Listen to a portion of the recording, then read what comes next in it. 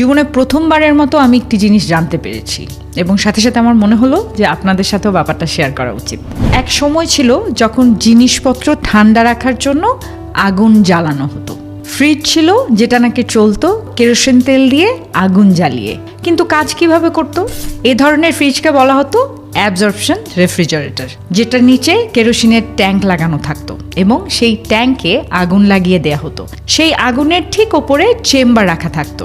জল আর অ্যামোনিয়ার মিশ্রণ আগুনের তাপে অ্যামোনিয়া বাষ্পিত হয়ে চলে যেত অন্য চেম্বারে, যেখানে থাকতো হাইড্রোজেন গ্যাস।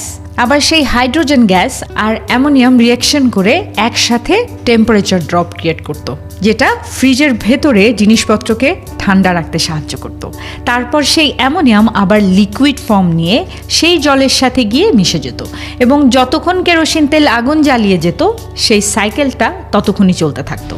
এই টেকনোলজি ব্যবহার হতে শুরু হয় 1800 সালের শেষের দিকে এবং 1930 সাল থেকে 40-এর মধ্যে পুরো বিশ্বে ছড়িয়ে পড়ে।